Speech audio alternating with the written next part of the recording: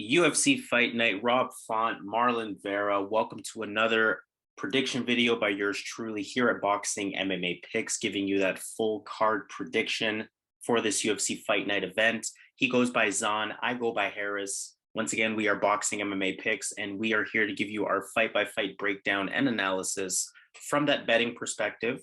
So we want to let you know which fights are worth the value, which fights to avoid, which underdog has the best shot at winning, and some parlay action towards the end of the video as well. Make sure you hit that subscribe button. Make sure you subscribe to the channel here at Boxing MMA Picks. Make sure you hit the thumbs up on this video. And most importantly, we want to hear from you in the comments. Second video with this new layout that we're doing, of course, where we are giving you full card predictions.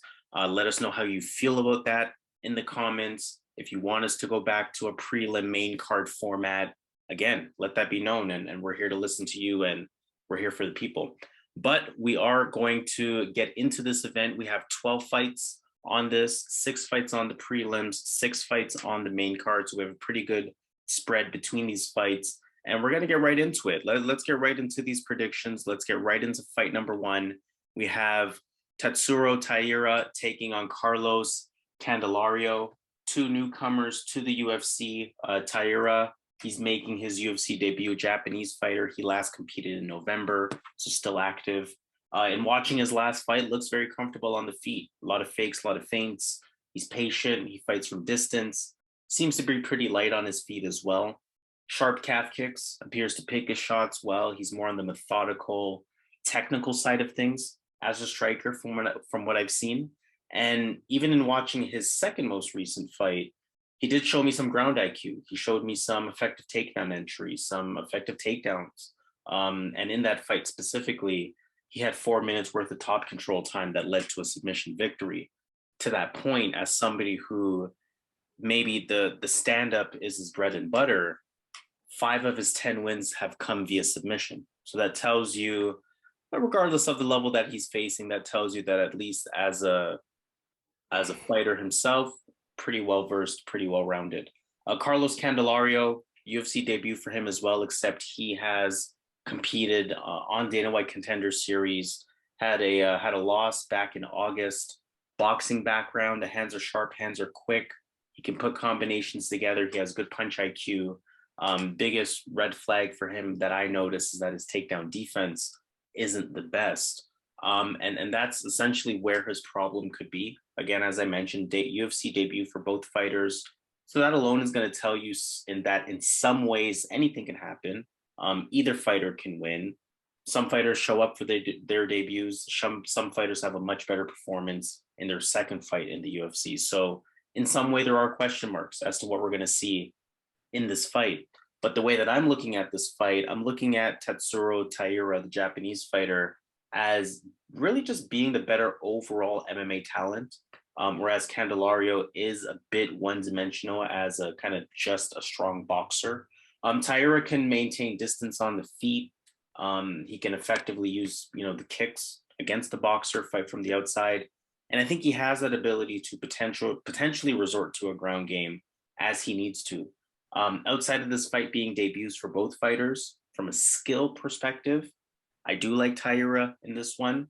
Of course, Candelario has really good hands, so at any point he can land a fight-changing combination or a fight-changing punch. But in some ways, I feel pretty safe with going with Taira because, again, I feel he is the better overall MMA talent. I can understand why the odds are the way they are at minus 260. I'm not too mad at that. Again, some caution with debuts, but I like Taira in this one. Yeah, like Carlos definitely has value in this fight. This guy had a really good fight versus Victor Altamirano. He arguably won that fight. When you really when you break down Carlos Candelario, he's a good fighter. He can strike. He has some grappling, but he has been taken down, and his competition is kind of low level. He's fought a 5-4 fighter, a 6-0 fighter, a 1-2 fighter, a 4-2, 0-1. So, like this guy hasn't really stepped up and fought any not saying fighting good fighters, but at least fighting veterans. And when you look at Tatsuro Taira, yeah, he was in the Japanese MMA scene. He's undefeated in his professional ranks and amateur ranks. But Candelario, you can say the same if they gave him the decision in that Altamirano fight.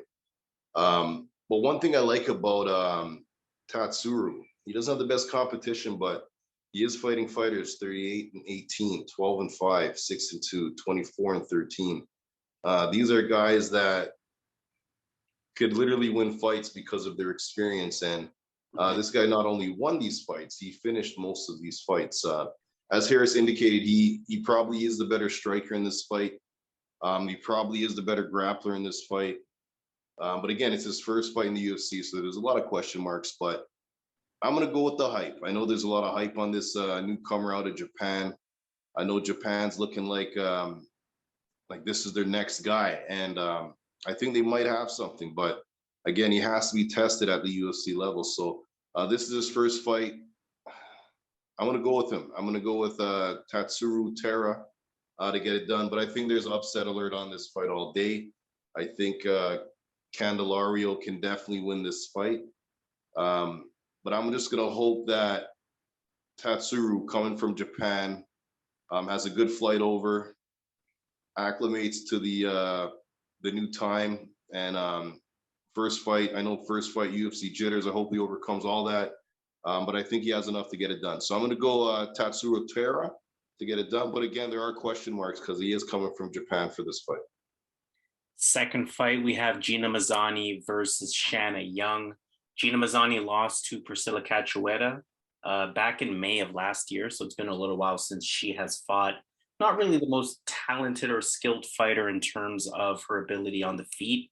The stand-up is probably okay at best. She is a southpaw. The hands are active. She does have an active jab, and she will mix it up with the striking. She does strike from the outside. Doesn't really have the best striking defense. Can't really take a shot in the best way either. But she does physically look strong for the 125-pound division. And she's going to use kind of some of that physical strength with her wrestling, which is what she's going to go for. She has some wrestling. She has started training with James Krause, of course, going back 1 or 2 fights ago, if I'm not mistaken. Good takedown attempts. We see she lands almost 5 takedowns per fight, almost 60% accuracy. And she's going to use chain wrestle to get that, use a good body lock, good top control as well when she does go there. For Shanna Young, she's on a 2-fight losing streak. So in a lot of ways, she is fighting for her job. She lost to Stephanie Egger back in October. She's actually coming down to 125 pounds in this one after her first 2 UFC fights were at 135. She is southpaw as well, primarily, although she does have some switch stance. We see orthodox listed there.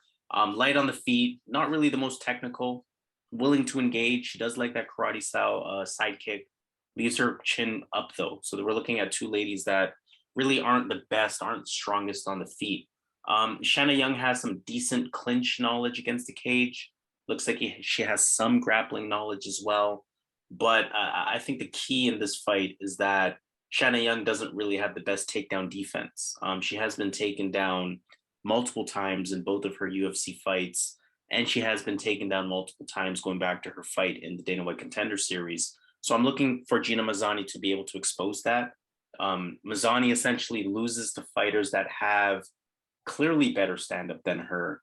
I don't think Shanna Young is that fighter. I can see Mazany being successful with her takedown attempts. I can see her surviving whatever Shanna Young has to offer on the feet. And Mazany, more than likely looking at a unanimous decision here and potentially a clean sweep 30-27.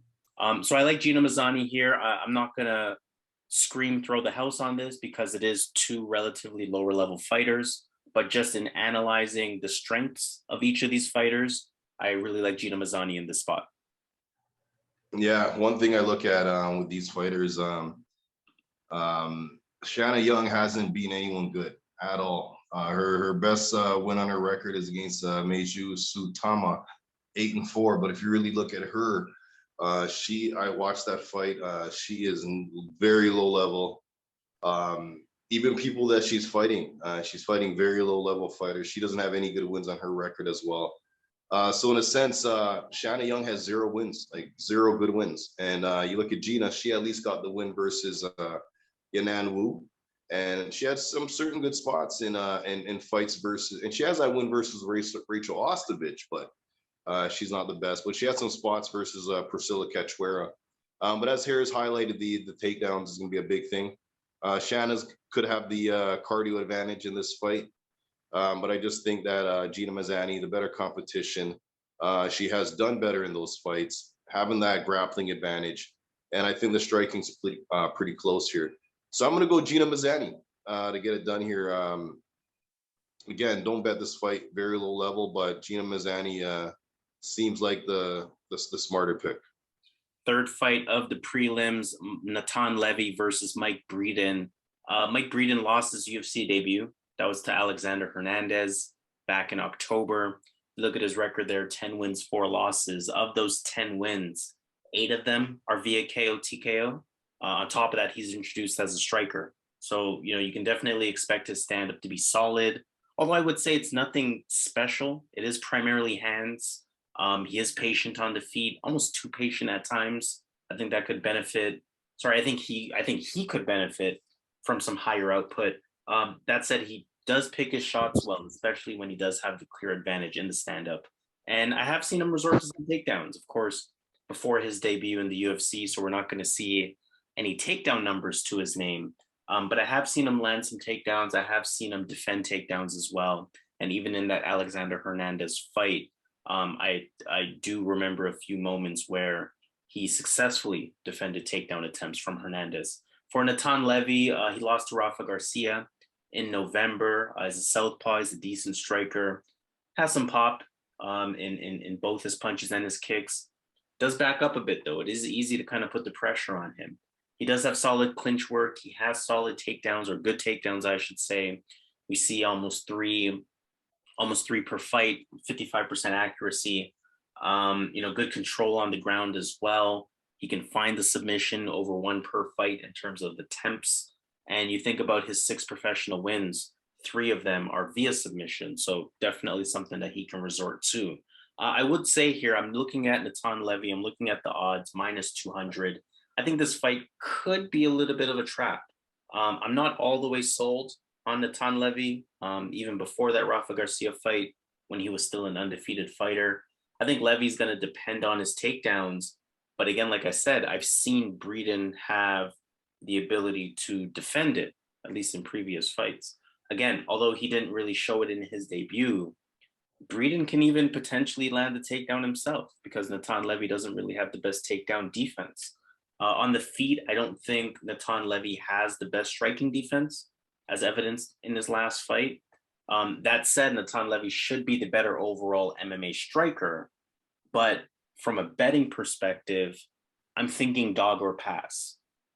From a pick perspective, I think I want to double down. I think I want to go with the underdog here, Mike Breeden. I think he's going to surprise a few people.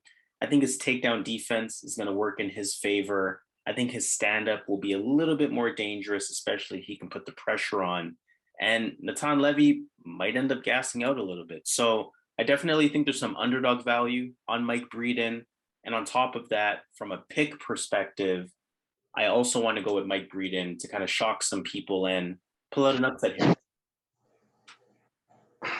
Oh, man. Mike Breeden, yeah, I'm not. This is a tough one, man. He's 4th. What's his record? What's his complete record? 10-4. Yep. Yeah. I was doing a bit of research on this guy, and the Alex Hernandez fight. He got put away in 2 rounds. Yeah, I'm not really sold on the guys. The wins he has. He has some good wins. Obviously, he's fought the better guys than Natan Levy.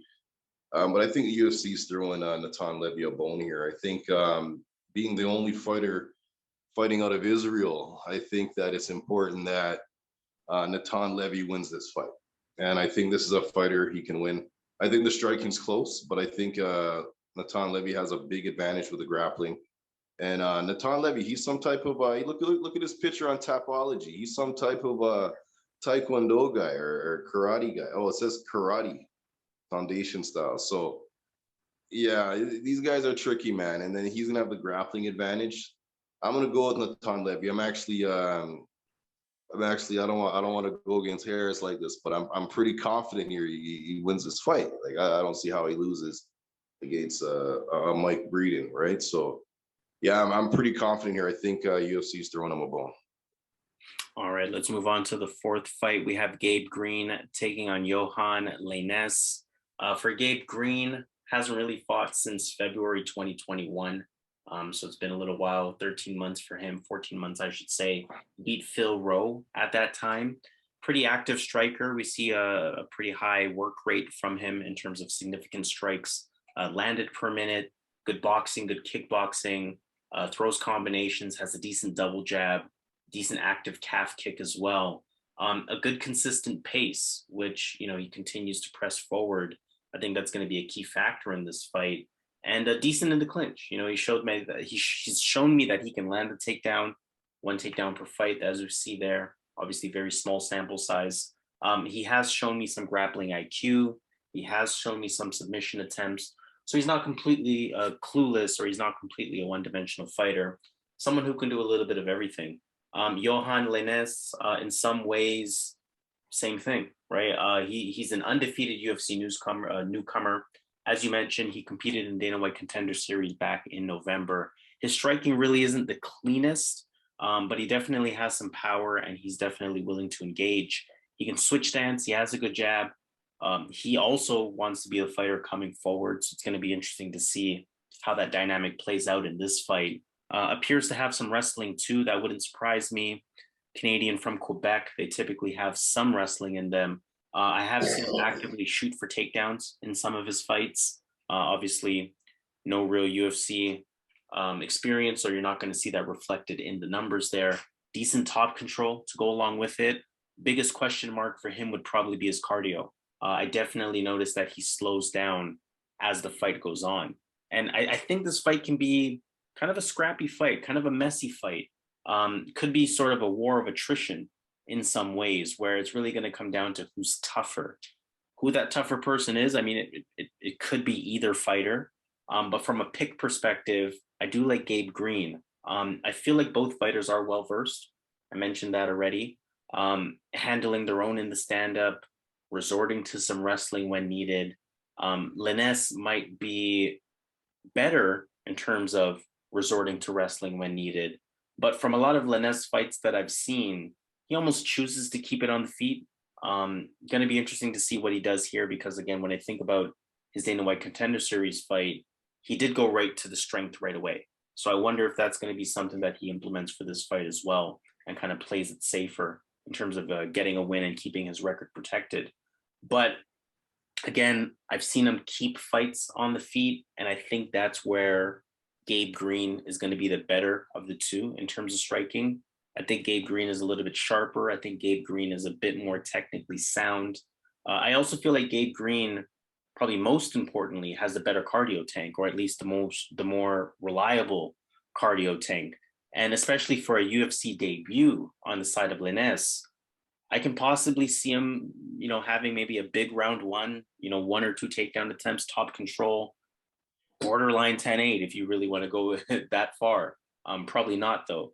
But I can see Green sort of, using his better cardio, or using his more reliable cardio to win round two, to win round three, using his sharper striking to win round two, to win round three. While round one, again, could even be a 50-50 situation, with both fighters being very capable and very well versed.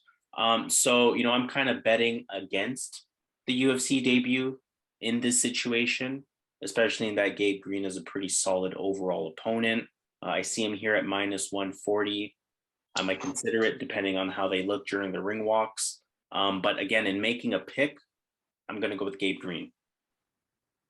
Yeah, I think this fight's going to come down to two things. Both guys have something going for them. Yohan Lainesse has that power you spoke about. He can finish this fight in the first round. He can knock out Gabe Green. Gabe Green hasn't been knocked out since 2017 against Jalen Turner. and he's fought in some heavy-handed guys, and he's been in some wars, and he's kind of taken those shots. The big thing for Gabe Green in this fight is the cardio. He's going to have a big cardio advantage. He has shown that he can push the pace in the third round. I think that's going to be important here.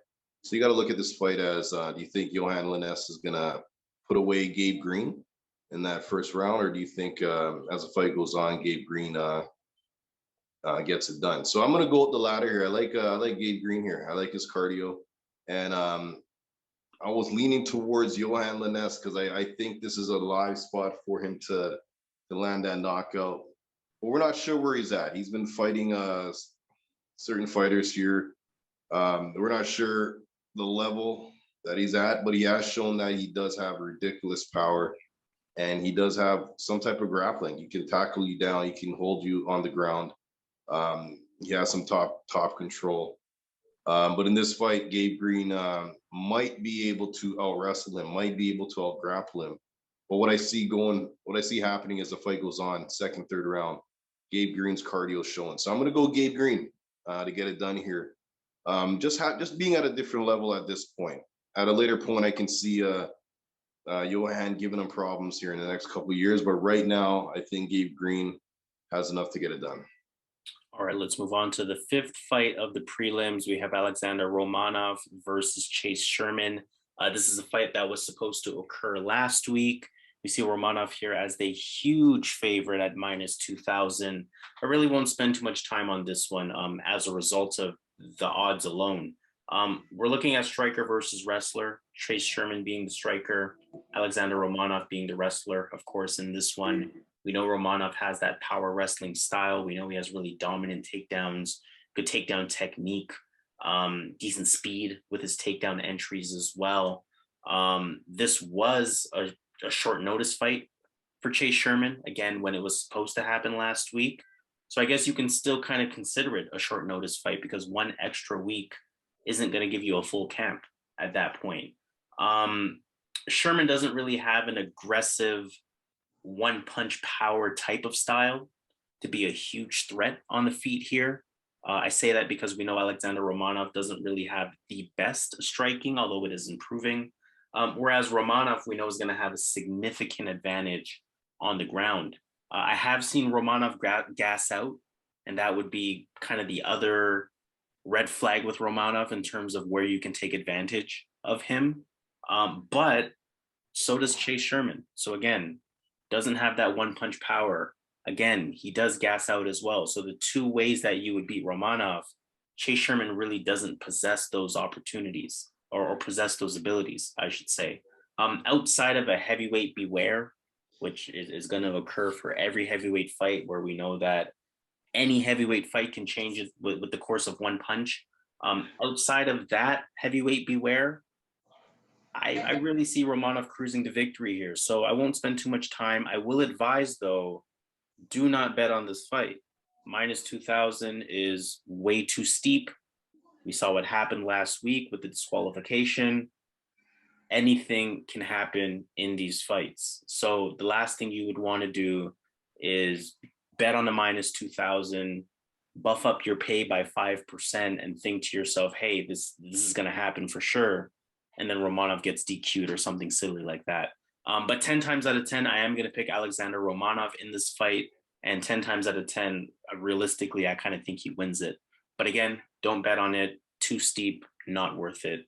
Alexandr Romanov is my pick. Yeah, this is a no-brainer here. I'm going Alexandr Romanov to get it done. Chase Sherman, yeah, he's not going to have much here to stop the takedowns. I think Romanov can get it done in the first round. Yeah, that's my pick here. Alexandr Romanov, stoppage, first round. He can't stop the takedowns. All right, so let's move on to the. Hold on. The only way I see him losing this fight is if some type of a legal strike or some type of DQ, Harris. So there's definitely a way you can lose the fight, is if he does something crazy and causes a DQ. But outside of a DQ, I don't see him losing this fight. All right, so definitely an agreement there. Let's move on to the final fight of the prelims. We have Daniel De Silva or Daniel Lacerda versus Francisco Figueiredo. For Lacerda, he lost his debut to Jeff Molina back in October. We see his record there, 11-2. Of those 11 pro wins, he's a finisher, right? 5 of them are via KO, TKO. 6 of them are via submission. He's introduced as a striker. He's a southpaw switch stance fighter, as we see indicated there. In his debut, he showed me that he's comfortable on the feet. He kicks a lot. They're sharp. The pace is consistent. He's pressing forward. I've seen good takedown entries. I've seen aggressive ground and pound when applicable. I've also seen good positional ground control and good grappling in general from him. Unsurprising, being a Brazilian fighter. He had Molina in danger in round 1 before kind of overcompensating and getting reversed. What concerns me is that he completely quit in his last fight after he got clipped. I don't know if that's UFC debut jitters or if that is a potential concerning characteristic about him as a fighter. So definitely something to watch for. He's going up against Francisco Figueiredo, of course, brother of Deiveson Figueiredo, who lost a unanimous decision to Malcolm Gordon back in July.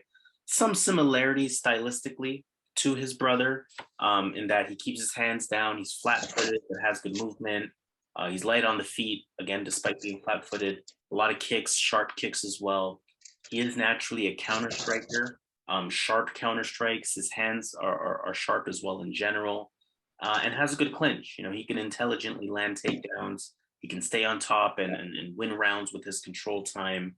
Good takedown defense as well. The concern with me with Figueiredo is a couple of things. Again, for one, he's not the most active on the feet as a counter striker. Again, small sample size, but 1.9 significant strikes landed per minute is not significant and tells you that he does not push a significant pace. But also, again, his cardio. He doesn't slow down too much per se, but the activity completely goes away. Also, in his last fight versus Malcolm Gordon, he showed me that he has some issues with fighters who constantly press forward, and Daniel Lacerda can potentially be that fighter who is constantly pressing forward. Again, Figueiredo is a sneaky counterpuncher, so he can very much catch Daniel Lacerda in this fight. Figueiredo also has good lateral movement, good takedown defense, and I see most of this fight occurring on the feet for him to play to those advantages. But even on the feet, I think Daniel Lacerda or Daniel de Silva, whatever you want to call him, I think his kicks should work well versus a heavy-footed Figueiredo. And I think de Silva can push a pace similarly to how Malcolm Gordon was able to do and sort of wear on Figueiredo as a result. I think I trust the dog in Daniel Lacerda a little bit more than I trust the dog in Figueiredo to kind of go out and get a win, especially, and we mention this often, UFC debuts don't always go the best, but the fighter's second UFC fight is typically a much better showing. This is Daniel Lacerda's second UFC fight. He's younger. I can anticipate him trying to make a name for himself. Although Figueiredo is not a big fighter, just based on his last name, a win versus Figueiredo would naturally carry some weight in terms of propelling his name a little further. So I like Daniel Lacerda in this spot. I think he's going to have the better game plan. I think he's going to be the more aggressive fighter. And I think he's just going to sort of go out there and want it more. Daniel Lacerda is going to be my pick. Yeah, I'll be honest, man. When I look at both of these guys, I had 2 fights to watch Francisco Figueiredo in the UFC, and I'll be honest, I was not impressed in any of those fights, even though he beat Jerome Rivera. In that fight, let me speak on it now. Jerome Rivera gets knocked out by everybody, and Francisco couldn't put him away. Francisco has some knockouts, but I looked at the guys he knocked out, like Manuel dos Santos. He got knocked out like a couple of times. Manuel dos Santos, Vitor Leandro, he's got knocked out many times. So like the knockouts he has are against really guys that get knocked out all the time or are used to getting knocked out. But when you fought Jerome Rivera, who at the UFC level, if you look at Jerome Rivera, this guy should not have been here. They took some years away from his life, putting him in the UFC. But guys like Odi Osbourne, Zalgis, they were able to put him away. Tyson Nam was able to put him away. Figueiredo is the only guy that couldn't put him away. So his power, I don't think is going to be there. And when I look at Daniel da Silva, I was impressed, even in his loss, because I'm really high on Jeff Molina, and I bet Jeff Molina in that first round. I was worried. I was like, holy smokes, I picked the wrong guy here. But Molina's a different breed here. This guy has a ridiculous heart. Like, he just keeps going. You got to kill Molina to like stop this guy. He has that zombie approach, marching you down, and he has really good boxing. So that's going to wear out a lot of these guys that are not on his level. And I think he could have done the same to Figueiredo if they had fought. But yeah, in this fight, I did a lot of studying here. I like Daniel da Silva. I think he gets it done. I don't see how he loses to Francisco Figueiredo here. I think he should at least get 2 rounds. And yeah, as you mentioned, Figueiredo, he's not that active enough, and that's gonna be an issue here. He's flat-footed. He will have the wrestling advantage in this fight, but he doesn't have the best takedowns, and keeping him on the mat is gonna be a lot harder. So I'm gonna go with Daniel da Silva. What's the odds on this fight? It's a good odds, -120, almost to pick him. Yeah, I did a lot of work on this one. I think, yeah, Daniel, I'm not gonna say lock, but I feel pretty good on this guy, especially at these odds. All right, so let's finish off with the prelims there, and let's move on to the first fight of our main card. We have Krzysztof Jotko taking on Gerald Meerschaert. I hate this fight from a betting perspective. I will say that out the gate. Gerald Meerschaert, 3-fight win streak. He beat Dustin Stoltzfus in December. Relatively basic fighter, basic 1-2 combination out of the southpaw stance on the feet. Below average striking, though, leaves his chin up. He can definitely get clipped. We have seen it before. Ultimately, he's going to use as much stand-up as he needs to get in close and to try to land the takedown. Decent clinch, good reliable guillotine, very reliable submissions in general. Of course, he's a veteran, 48 professional fights, 34 wins. Of those 34 wins, 26 of them are via submission. So bona fide submission threat. And, he lands almost 2.5 takedowns a fight at 40% accuracy. Good on top with the threatening submissions that he has. Krzysztof Jotko, on the other hand, split decision win over Meerschaert in October. He is a southpaw, good in and out movement. He's light on the feet. He will fight from the outside. Decent strikes from distance, not an amazing striker per se. Definitely find him on his back foot a lot. He's somebody that doesn't like to engage. So he is going to keep his distance. He lands 1.15 takedowns per fight. Wouldn't really call him a wrestler, though. But that is to know he kind of has that dimension to his game. And 83% takedown defense, which I think is going to be very relevant in this fight, because we know Meerschaert is going to go for the takedown. Again, like I said, hate this fight from a betting perspective. Definitely going to recommend avoiding it. Just watch and see what happens. Don't even consider betting. Don't consider dog or pass. Don't consider the favorite. Just completely avoid this one.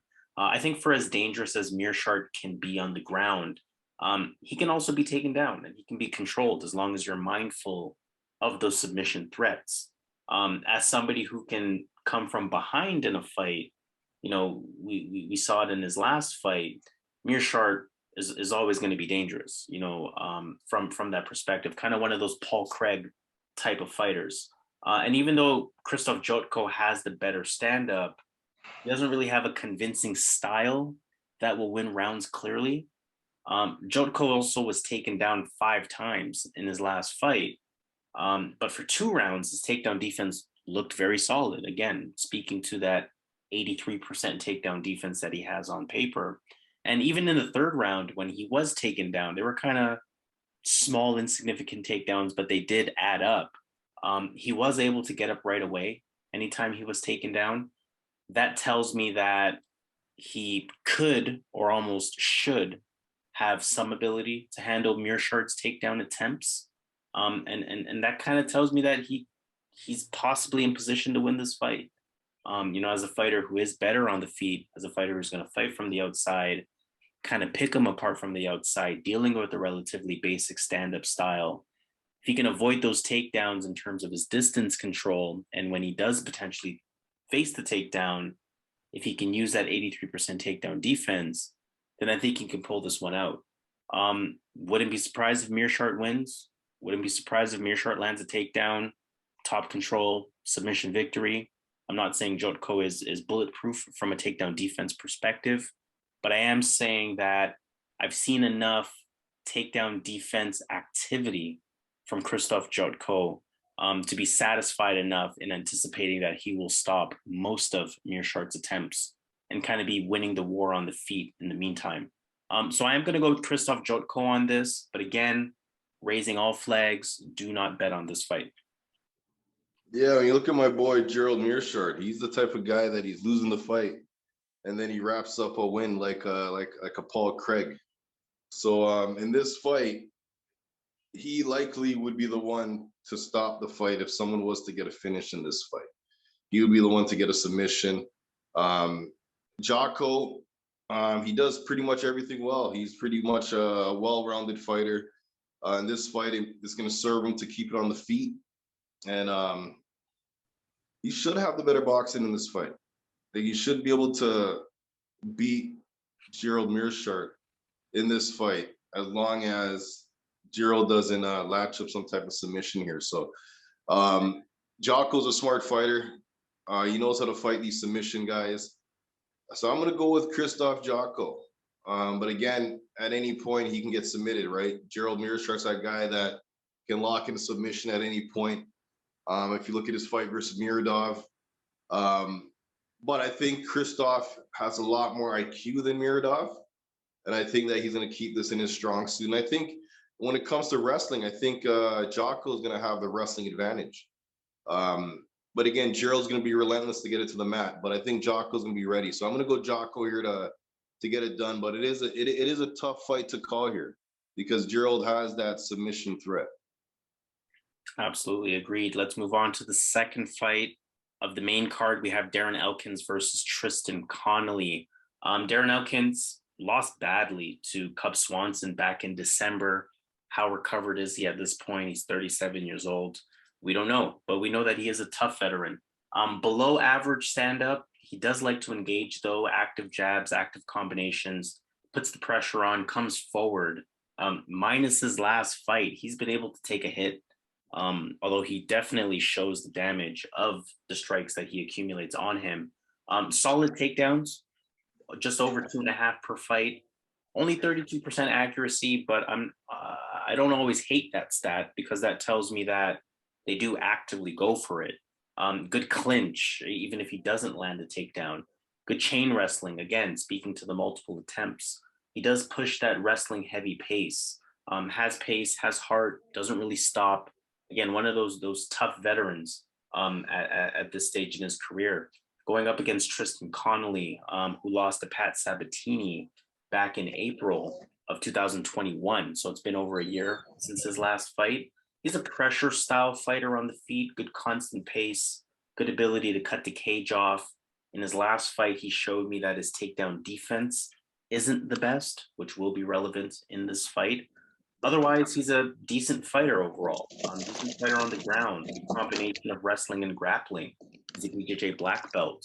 That said, not the most active wrestler, despite being land takedowns. He only lands half a takedown per fight. Not an active part of his game, but he is capable of doing that. Hard to really get a read on this fight because we've seen two different versions of Tristan Connelly in his 2 UFC fights so far. We know that neither fighter has amazing stand-up. Connelly might have better grappling, whereas Elkins might have better wrestling. Connelly might be a little bit more effective on the feet because he's more committed to that forward pressure. That said, it might leave him more open to those takedowns from Darren Elkins. I question Connelly's ability to consistently resort to wrestling. I don't think that's something that he can actively do. And I think that's where the difference is going to be in this fight. I think Elkins will be able to grind out a win as long as he avoids that submission threat. Again, Darren Elkins has a bit more of that dog in him compared to Tristan Connelly. You'll notice that's a kind of a common theme that I'm going to resort to because that criteria has been very relevant in the UFC, especially lately. So, Darren Elkins, I think he's going to be able to grind this one out. But this to me screams split decision type of fight. And as a result, I'm going to also recommend completely avoiding betting on this one. But in making a pick, I hesitantly go with Darren Elkins. Yeah, this is one of those fights you gotta be careful with, but I'm rolling with you on this one. I'm going with Darren Elkins here to get it done. I think he's the better wrestler in this fight. I give his opponent the grappling advantage. The jiu-jitsu advantage. Now, as far as the striking, based on historicals, I have to think that Darren Elkins has better striking than Tristan Connelly. Elkins has looked good against some fighters in some of those fights, wins or losses. He has looked good in some of those striking exchanges, and I just assume that he's going to have the better striking here. So, with his experience, I think this is a fight that Darren Elkins can win. So I'm going to go Darren Elkins here to vet it out here and get the win. All right, third fight of the main card, we have Jared Gordon versus Grant Dawson. Jared Gordon is on a 3-fight win streak. He beat Joe Selecki via split decision back in October. Patient stand-up, level changes, decent striking defense, likes to come forward as well. He's not really the quickest on the feet, doesn't really have the best overall movement on the feet, but again, the stand-up is decent and it is consistent. He also has a decent ground game. He's a BJJ brown belt. He also has decent timing on some takedown attempts, decent top control as well. We see he lands almost 2.5 takedowns per fight. However, just 50% takedown defense. And that's something that will play a factor in this fight. Going up against Grant Dawson, who had a majority draw in his last fight versus Ricky Glenn back in October. He's unbeaten in his last 9 fights now, including 5 fights in the UFC. Decent overall stand-up, good calf kick, likes to level change with that overhand right. But we know his strength is in his wrestling. He has good wrestling. He trains with James Krause. So that kind of tells you everything that you need to know. The ground game is legitimate. He has good entries, good single leg, good trip, almost 3.5 takedowns per fight. I think Dawson will have a clear advantage in wrestling in this fight, despite how solid Jared Gordon is on the ground in his own right. And I think that's kind of as far as you need to look in terms of determining the outcome.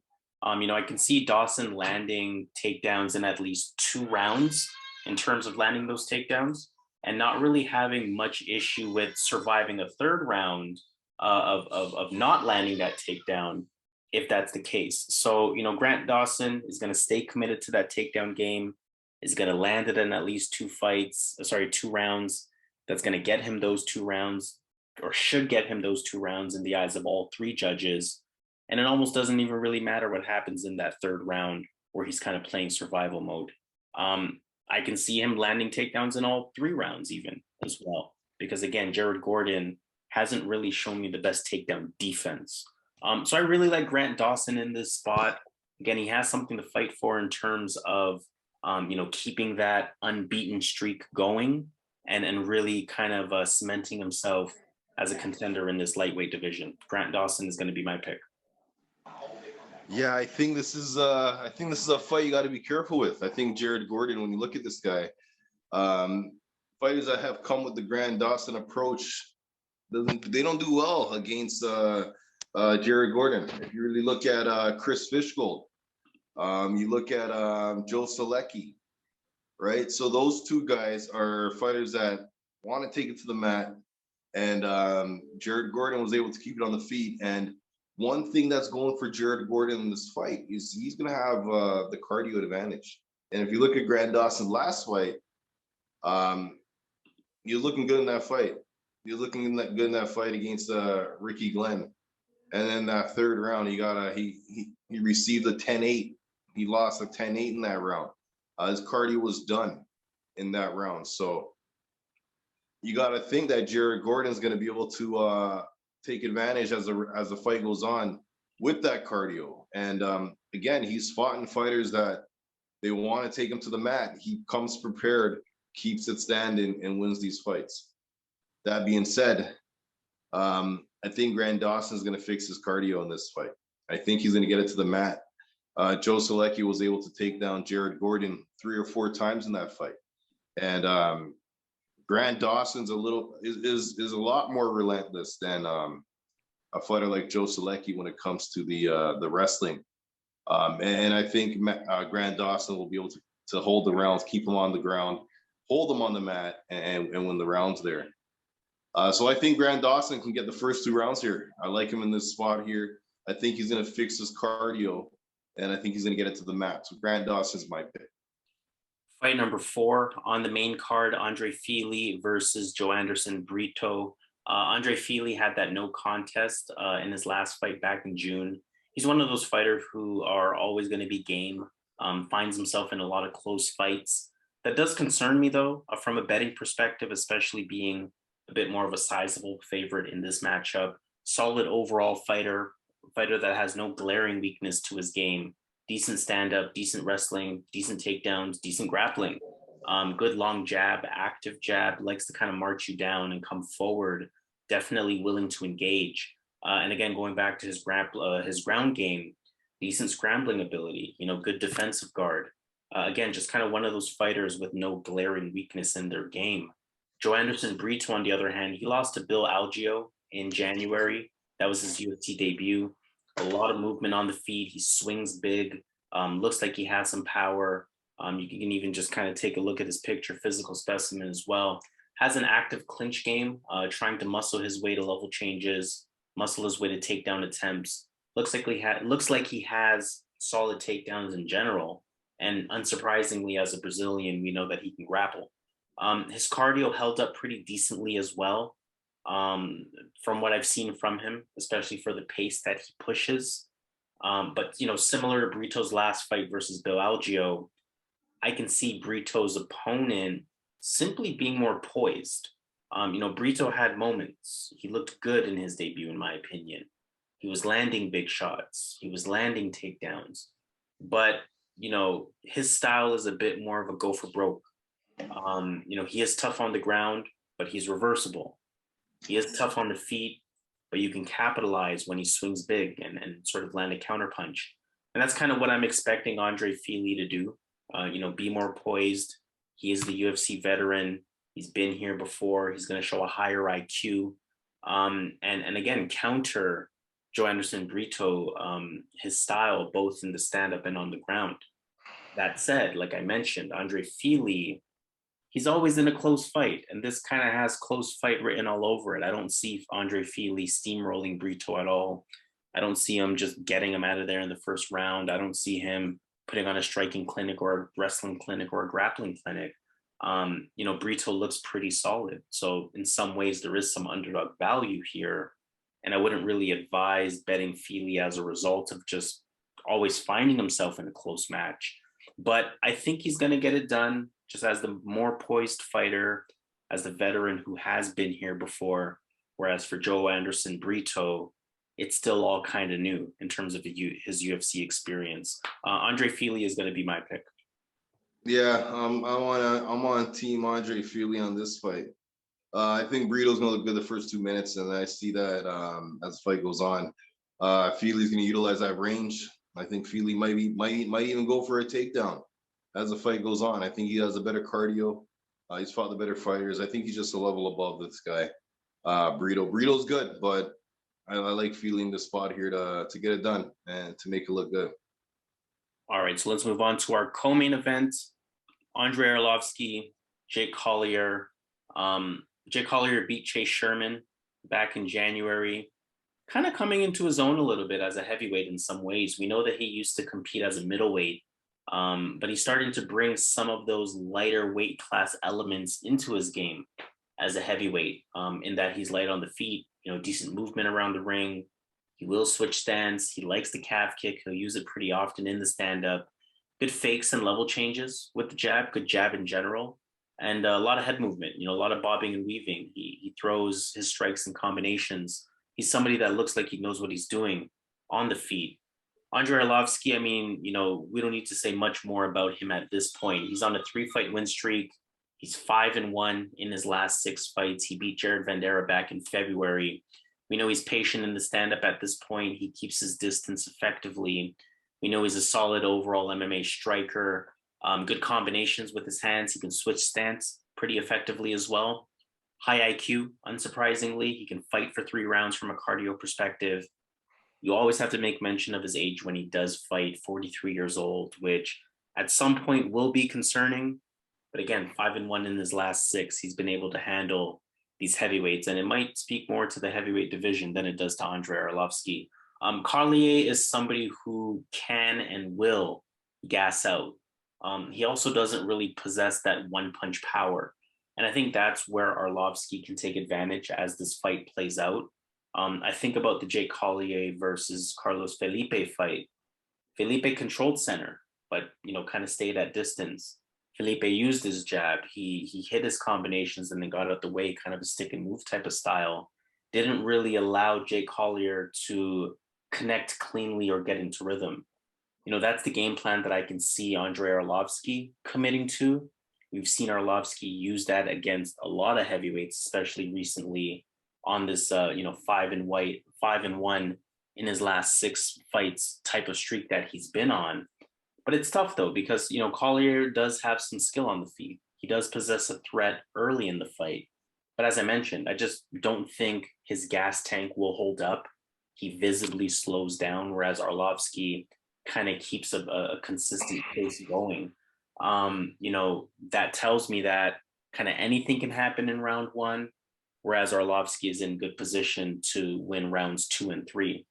Plus, you have to consider that veteran boost from judges if the rounds are close. Even if Collier wins a round and a half, I can see that meaning that Arlovski has won 2 rounds on the judges' scorecard. So, I'm going to go with Andrei Arlovski in this fight. Again, especially in his last 6 fights, these are the types of heavyweights that he beats. As long as he avoids that early threat that Jake Collier could be, he should get it done as this fight goes on. Yeah, this is a fight that if you're betting, you want to go Arlovski in this fight. You want to go Arlovski here. You got to think that he's fought his last couple fights were against similar opponents, and he's pretty much did the same thing to each and every one of these guys. So he just danced around and won decisions against these guys. And Collier, it looks like he fits the mold of these. Hey Harris, he looks like he fits the mold of the same guys that Arlovski's been beating. So clearly you got to go with Arlovski in this spot, just because of that. But something about Collier, man. I really think if this guy does some more jogging in the morning for this fight and gets his cardio like an extra couple minutes, man, I think that's enough to win this fight. This guy puts out 120, 30 strikes per fight, his last couple fights. And so this guy has a lot of activity. And as bad as his cardio is, he keeps going. And obviously, I can't ignore the age. So obviously, this is a fight. Arlovski should do the same thing he did against these other guys. But I think Jake Collier is a bit more hungry than these other guys. I think he should be on a 3-fight winning streak. Harris, I think he beat Felipe. And I bet Felipe that fight. What's his last name? Felipe. Carlos Felipe. Carlos Felipe. Yeah, I bet Carlos Felipe that fight. And I thought I got gifted a win. Because in my opinion, I'm being honest, let me pull up on my end the stats for that fight. Like, it was ridiculous how the stats were. But even watching the fight, I thought Jake Collier did enough. In that fight, Jake Collier had 130 strikes compared to Carlos Felipe, who had 94. Right? So, you know what I mean? So Jake Collier is better than he looks. Like, he really won that fight. And he'd be on a 3-fight streak. And before that, he lost to Aspinall, who everyone loses to. So I'm gonna go with Jake Collier. Is he the underdog in this spot? He is the underdog. Yeah, he is a plus 135. Oh man, against a 40-year-old man, I gotta take the chance here, man. But I wouldn't recommend betting this fight, but I don't think Arlovski's gonna just cruise here. I think if he wins, it's gonna be a tough fight. Like you said, could be a split, right? The judges like him more because he's a vet. But I think Collier's activity here could sway the judges. So I'm going to go Jake Collier to get it done. All right, so let's move on then to our main event of the evening. Really intriguing fight in the bantamweight division. We have Rob Font versus Marlon Vera. Rob Font lost to Jose Aldo back in December. We know he's good on the feet, good lateral movement, effective switch stance, good sharp long jab. Uses his jab to set things up. The jab becomes more and more effective as the fight goes on. He can almost play that stalker type of role as well, in addition to being able to fight from the outside. Decent forward pressure when he decides to do so. He can come from different angles, which makes him hard to read. He's a good overall high-level patient striker with a good constant pace on the feet. Zero cardio concerns as well. And he also lands a takedown per fight. It's something that I've seen him land with a decent success rate, although I wouldn't really call it a big part of his game. Kind of the same end in terms of the side of Marlon Chito Vera here. 2-fight win streak. He beat Frankie Edgar in November. Southpaw, switch stance fighter, pretty relaxed in the stand-up. He'll throw a fair amount of kicks. His kicks have been a great weapon for him, especially in his last several fights. Good jab, good counter puncher specifically. He has a decent Thai clinch. Look for good activity in the clinch, elbows, Thai knees, things like that. Likes to put that forward pressure on while staying patient, to kind of get his setups going. And we can't really forget that he's actually considered a grappler, although his takedown numbers aren't quite there, just under 1 per fight.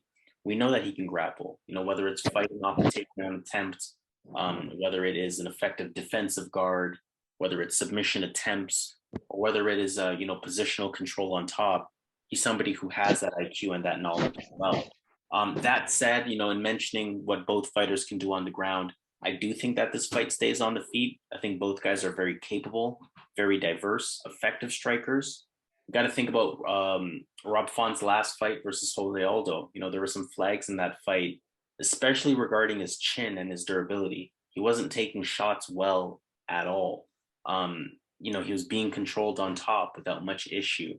That could be something noteworthy for this fight strategically for Marlon Vera. And I think Marlon Vera is smart enough to sort of capitalize on some of those strategic advantages that he might have. Vera, again, I'm going to go back to the common theme here. Vera also kind of has that dog in him. He has that ability to get in Font's face, not make it as clean of a fight as Font will be looking for. I think that could also play a major role in this fight. In some ways, I can see this fight playing out very similarly to Rob Font versus Jose Aldo. I think Font is the quicker, cleaner striker, but I think Vera, still offers a very high level of strike, or a high level. Let me not say very high, but still offers a high level of striking. And I think especially in a 5-round fight, I can see Font taking round 1, maybe even taking round 2. But I think Vera at some point will be able to make it more of a scrap, close the distance, land a fight-changing strike. Or maybe the calf kicks are adding up. Maybe he's implementing a takedown and kind of resorting to top control. From there, I think he will be able to effectively implement his style. I think Font will still be game throughout the entire fight. Of course, he is a very talented fighter. Let me not take that away from him. But I think Vera, again, has that dog in him, has that constant forward pressure. And I think he can and will test Rob Font's chin and Rob Font's toughness. Kind of going back and forth on this one. But again, the fighters with more grit have been more reliable lately. They've been kind of even just getting the results on judges' scorecards lately. And to me, the fighter with more grit here is Marlon Vera. Plus, you also have to kind of think about the fact that Marlon Vera has a little bit of momentum behind his name at this point. And we can't forget, Rob Font is 35 years old, even though he's somebody who, might still be in or close to athletic prime. He's still 35 years old, so we never know how sharp a decline can happen as you start to age a little bit. Not saying that's going to happen to Rob Font in this one. He's obviously the favorite. I can see why he's the favorite, but especially as an underdog, I'm liking Marlon Vera on this spot, so he's going to be my pick. Yeah, I think this is a tough fight when you really look at that last fight with Jose Aldo. But I don't think Chito Vera is Jose Aldo. I think it's going to be a completely different type of fight. I think one thing that's going to hurt Font is Vera's leg kicks. Vera has really good leg kicks. And as you indicated, as the fight goes on, this guy only gets better. After the third round, he has shown complete dominance. So they're giving him a 5-round fight. We got to think that, okay, Vera's going to come out here and clean house, 3rd, 4th, 5th round, might even get a stoppage. That's what we got to think, right? But when you look at Font, this guy has ridiculous output. Even in his loss against Jose Aldo, if it wasn't for big moments in those rounds, he would have won those rounds. Whether it was a takedown, whether it was getting dropped, before those things happened. And if you look at the fight metrics, he was leading stats. He had more output than Aldo. He had more strikes landed by not just by a couple. He had a lot more. And that's just the way Font fights. He has a high activity. And he has gone 5 rounds before. We haven't seen Vera go 5 rounds. In a 3-round fight, this guy has low activity in a 3-round fight. Like, he's clearly saving himself for the later rounds, right? So what's his strategy for this 5-round battle? We know that Chito has good cardio, or that's what we're told. But we really don't know what he will do in a 5-round fight. But what we do know is that he has bad striking defense. Rob Font's going to be able to piece him up, land the more strikes, win the rounds. And if he hurts Rob Font, if he does, then Rob Font obviously is in trouble. But I think I got to go with Rob Font here. I think he has the clearer path to victory. He's gone to 5 rounds before. I'm not looking at the Aldo fight. I'm looking at the other fights he's gone 5 rounds. And even in that Aldo fight in a loss, he had the higher strike volume. So against Vera, who has low strikes, this guy's going to pile up the strikes in this fight. So I'm going to go Rob Font here. Who's the favorite? This is interesting to me. Who's the favorite in this fight? I know it's going to go. I know more money's going to Vera because of Rob Font's last fight.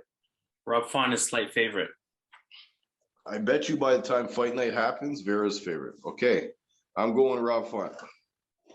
All right, speaking of bets, why don't we take it to Vegas at that point? Let's take a look at what we're considering for this card. Let's maybe start with an underdog that we feel has the best shot at winning.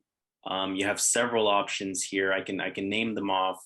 Or name off the underdogs. Yeah, so we have Carlos Candelario, we have Shanna Young, Mike Breeden, Yohan Lainesse, Francisco Figueiredo, Gerald Meerschaert, Tristan Connelly, Jared Gordon, Joanderson Brito, Jake Collier, and Marlon Vera.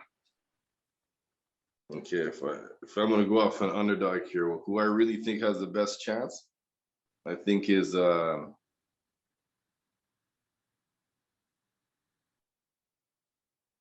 Lainesse. All right, so Yohan Lainesse plus 128. In terms of my underdog pick, I'm looking at the fight just before that. I'm looking at the Natan. Who was favored in the Arlovsky fight? Arlovsky. Oh, sorry, because I didn't even pick Yohan Lainesse, and I picked the other guy. So I have to go with Jake Collier as my underdog. Sorry for that one. All right, so Jake Collier. Yeah, because you realize I picked I picked Gabe Green to be Yohan. I just realized. So yeah, I gotta go with Jake as my underdog.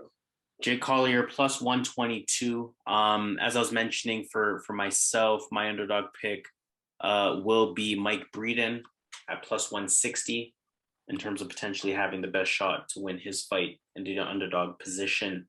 In terms of favorite picks, who are you taking a look at? Okay, I really feel good about these ones here. I like Andre Fili. Okay. I like I know Romanov pays nothing, but I'm going with Romanov, Natan Levy. Natan Levy. Okay. Okay, one sec here. How much is that at? What's the odds on that? Well, the Romanov fight is not updated on FanDuel Let's leave yet, that out. Let's leave that so we out. can leave that one out. But in terms of the two fights, it'll be just over a double up, plus 107. Okay, one sec here. You know what, man? I'm gonna leave that for them. I like that. I like that. That's a guaranteed, man. All right, so plus 107 at that point. So $100. Again, we'll have a profit of $106, and $250 will have a profit of $266. Kind of staying on that theme in terms of putting a parlay together. I don't want to string too many fights together on my end either. So there are really two fights that I'm considering in my own right. I'm looking at Tatsuro Taira. I understand there's concerns with it being a UFC debut, but I do like Taira in terms of being the better fighter. And I know there's some cardio concerns, but I do expect him to fix it. I like Grant Dawson as well. I think he has a clear path to victory. Plus 121 in that situation. $100 will have a profit of 121. And for our bigger bettors, $250 will have a profit of 303. So let's officially sign off on that note. Again, make sure you subscribe to the channel.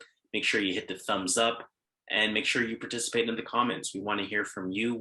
Who are your underdog picks? How do you feel about our picks, or just any other general commentary that you have?